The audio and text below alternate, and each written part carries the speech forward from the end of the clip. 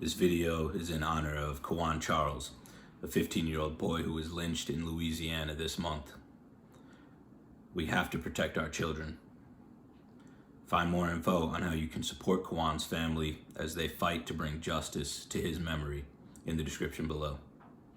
You're watching MisterBoardGamer, the hobbyist on a mission to make tabletop gaming more accessible to Black folks, inspired by blurs everywhere.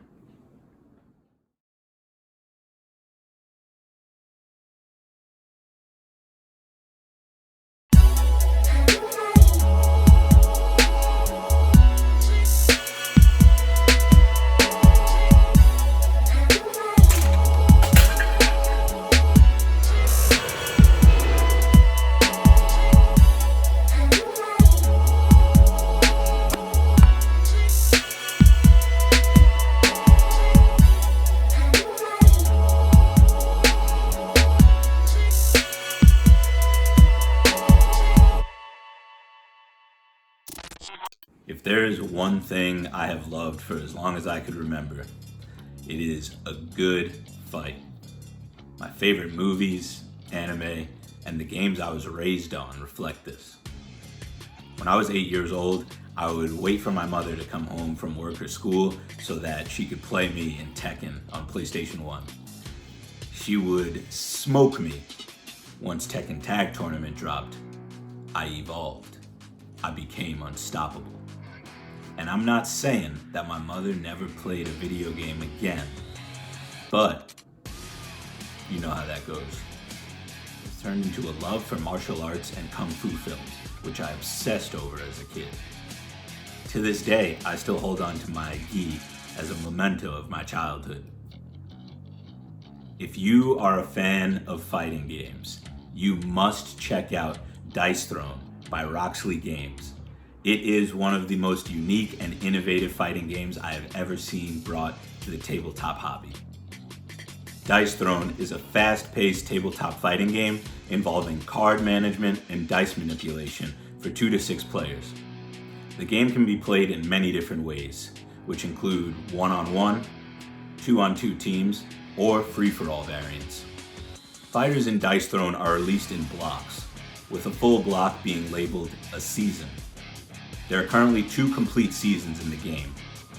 Can we also geek out for a moment on how beautifully this game is packaged? There are very few tabletop games that feel this good and easy to set up and break down. Players start out by selecting a fighter and taking their unique components to set up their play area.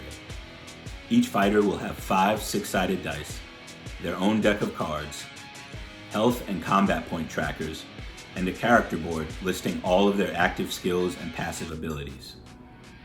Dice Throne has a wide variety of fighters with insane powers that make the game incredibly replayable. Some of my favorite fighters include the Huntress, who has a loyal pet tiger named Naira to support in fighting or protecting you. Seraph, a heavenly warrior who smites her foes with divine strength.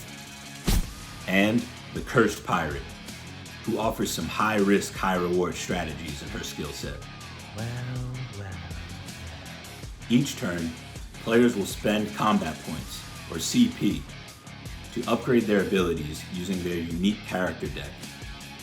Then, you will roll any number of your dice up to 3 times, attempting to match the symbols on the dice to the abilities listed on your character board. A big part of Dice Throne's overall strategy is managing your CP and cards to enhance your abilities or attacks, and also manipulate dice in your favor or to disrupt your opponent's turns. The first player to bring their opponent's health to 0 or below wins. I would say the game is best learned playing 1v1, but it is an awesome experience to jump into a free-for-all battle royale last fighter standing situation. I backed their cooperative game, Dice Throne Adventures, which just announced on their Kickstarter that all the manufacturing and shipping is about to end and their games will be delivered. So you're going to be hearing a lot more about this game on the channel moving forward. You're watching MisterBoardGamer.